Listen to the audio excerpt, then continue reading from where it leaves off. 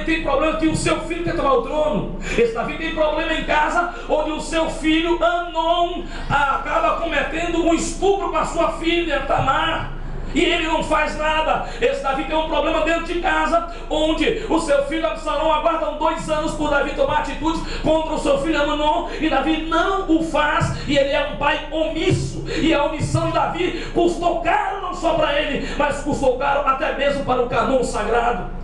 E como se não bastasse isso, o seu filho Absalão aguarda 2 anos, Davi não faz nada, está preocupado com o seu crescimento territorial, com a expansão do seu reino, e Absalão faz uma festa depois de 2 anos e acaba cometendo o homicídio do seu irmão Amnon.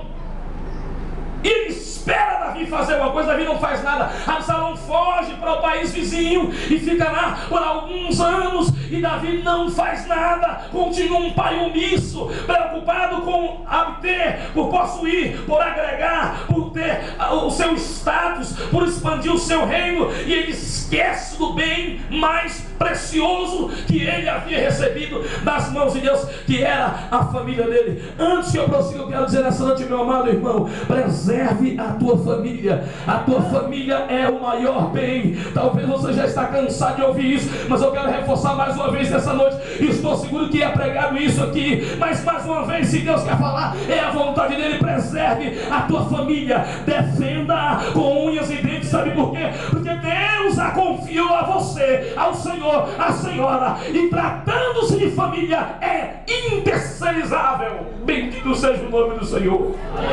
Para uma família, um bem inalienável de todo homem. O dever dos pais da família é preservar, porque nas vezes que nós descuidamos, o nosso adversário adentra e a situação fica caótica. Davi estava numa família em destroços. Imaginemos, pois, nas épocas festivas, quando as famílias reuniam, Davi não tinha a mesma alegria das famílias de Israel. Ele não tinha, porque quando ele cercava a mesa, faltava Amnon. Pastor, acabou a história do Absalão? Não acabou não, gente. Esse Davi tornou-se tão omisso que seu filho fica exilado do país vizinho, e o seu pai não o procura para conversar, como se tempo resolvesse o problema. Ei, Deus quer que você compreenda nessa noite: problema tem que ser tratado, tem que sentar tete a tete, olho no olho. Ficar bicudo não vai adiantar nada, virar a cara para o lado não vai adiantar nada, engolir, aleluia, seco e ficar de mal 2, 3 dias não resolverá nada. É melhor abrir mão do seu ego, sentar, descer do pedestal de bambambam e começar a resolver os problemas enquanto ainda é tempo, porque a alma está clamando perante Jeová.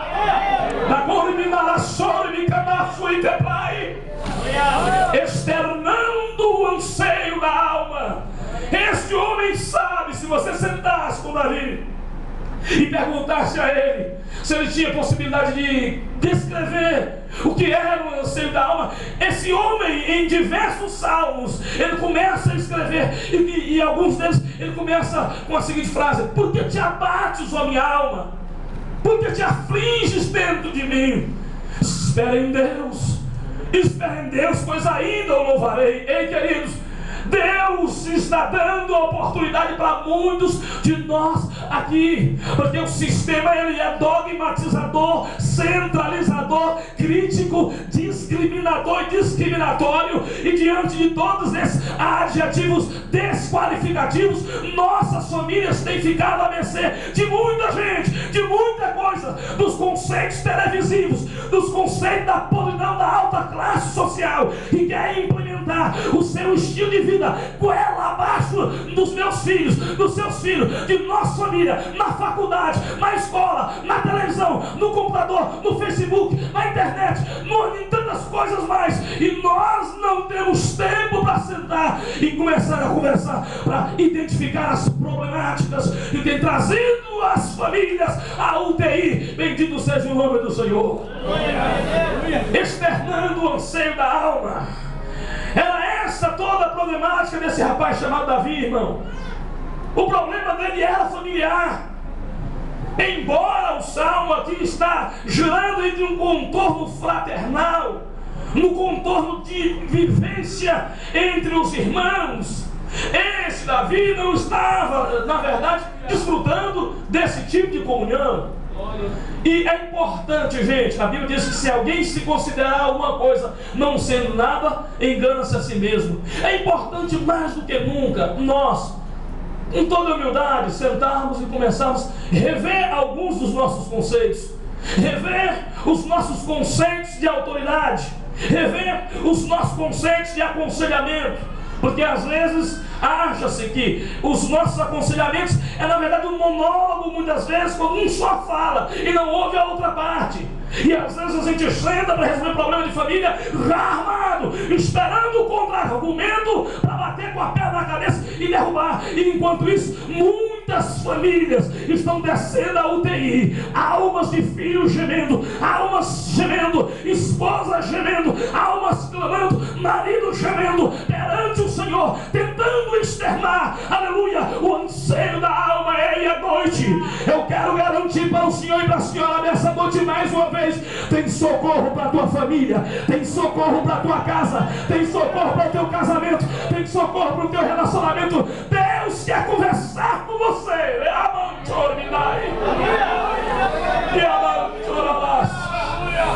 Aleluia. Porque o problema é que eu não sei da família. Maurício tem uma definição de família. Família é um local de convívio e aprendizado coletivo, onde nós construímos e aprendemos conceitos partindo de qualidades e defeitos. Família é um local de convívio coletivo, onde nós aprendemos e construímos conceitos partindo de qualidades e defeitos. Porque é na família, irmão, no seio da família, que o caráter dos filhos são formados. A Bíblia nos mostra a responsabilidade nossa com a família. Os estudiosos do direito e da matéria específica chamada criminologia estudam o conceito de delinquência ou de delinquir, falando de dois tipos de freio: o freio social, formal e informal. O freio social informal é implementado por um tripé: escola, família e a igreja. Prioritariamente a família incute no indivíduo, no cidadão, de que ele não deve pegar nada de ninguém, de como ele deve se portar na sociedade. Mas se depois de receber esses freios sociais informais, o menino, a menina ainda resolve delinquir e romper as normas do sistema, entra em ação o controle social formal, que é implementado pelo Estado e o sistema prisional. E aí, meu amigo, a vara está no lombo e não tem mais papai e nem mamãe. Ei, antes que chegue nesse estágio, é noite de voltarmos um pouco para dentro de nossas casas, começarmos a verificar nossas famílias, porque a situação está mais séria do que nós pensamos. Gente, será que Davi imaginaria, meu amado pastor, que ele estava enfrentando um problema dentro da casa dele, onde uma filha futuramente sofreria um abuso por parte de um filho? Não. O que isso significa, Maurício? Não estou entendendo. Significa, querido, que os problemas, eles só mudam de casa, mas eles continuam existindo. Os problemas só mudam de endereço. E a diferença entre os problemas é a forma com que nós lidamos com eles. Sim, senhores, a forma com que nós lidamos com esses problemas é que vai fazer diferença entre indivíduo e indivíduo. E isso aqui não é nada de mensagem de autoajuda, não. Isso aqui é Bíblia. Porque o Davi, quando ele está abrindo a sua boca para salmodiar e externar, ele está na verdade desejando que o povo de Israel tivesse aquilo que ele não tinha na casa dele, aquilo que ele não vivenciou nem com seus irmãos e que por dificuldades do destino estava acontecendo dentro da própria casa dele. E o que é pior, fugiu do controle dele. Sabe, irmãos, muitas vezes nós olhamos no rosto dos meninos e os meninos estão arisco. Olhamos no rosto das meninas, dos filhos, dentro de casa, e a gente percebe que alguma coisa não está bem. E às vezes vai tentar falar e ele está armado. E eles te tratam até com um pouco de ignorância, mas na verdade, aquela brutalidade e aquela ignorância é uma forma, em outra linguagem, de dizer: socorre-me, mãe, por favor. Mãe, me socorre, que eu preciso da tua ajuda. Pai, socorre-me, Pai. A minha alma está angustiada e eu preciso da tua ajuda. Ei, meu irmão, Deus quer nessa noite ampliar nossas visões para compreendermos que não existe super crente na fé, não existe super homens na fé, não, senhores, não existe a Liga da Justiça Cristã, onde os super-heróis evangélicos estão blindados contra os problemas. E eu quero avisar os senhores, se existisse as ligas da justiça cristã, onde os heróis do evangelho não sentiam nenhum problema, com certeza haveriam também as criptonitas da vida, que trariam as nossas fraquezas à tona e nos tornaria vulneráveis. Deus quer nessa noite que nós aprendamos a confrontar problemas, porque Ele quer nos dar ferramentas nessa noite, mais uma vez, para resolver esses problemas. Acompanhe quão suave é que os irmãos vivam. A base da atividade humana está centrada em relacionamento. É impossível viver sem conviver. Pastor, que negócio é esse? É impossível viver sem se relacionar com alguém. E relacionar com as pessoas, gente, a igreja é heterogênea.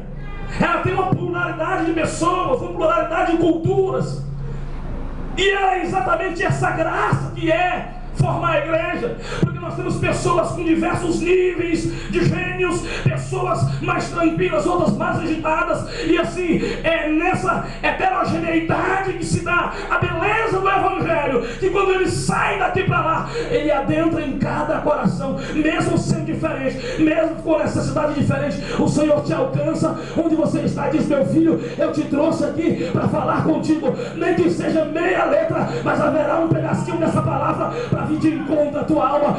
Eu sou Deus que respondo os anseios da tua alma. Bendito seja o nome do Senhor dos Exércitos. Gente, Davi, ele conhecia muito bem o que era unção, gente. Ele foi ungido 3 vezes ao longo da sua vida. Ele é ungido na casa do seu pai, é ungido em Hebron e é ungido em Jerusalém. Ele recebe 3 unção e ele tinha, na verdade, a capacidade de compreender o significado da unção. E ele então compara a união como o óleo precioso, que era o óleo da unção, que era formado por essas 4 especiarias dificílimas, gente. Se a gente pensar aqui, o que é que Davi quer dizer, gente? A primeira especiaria que fazia parte da composição do óleo da unção, que ele compara aqui, a união, é a mirra. A mirra, dentre as muitas, ela tinha propriedades medicinais fantásticas. A mirra era possível, por meio dela, solucionar algumas patologias. Por meio da mirra era possível restaurar a saúde de algumas pessoas, dependendo do nível e do tipo de enfermidade. Pastor, não entendi. Quando Davi está dizendo que a união é como óleo precioso, ele está querendo dizer o seguinte: que a união, ela traz cura no seio da igreja.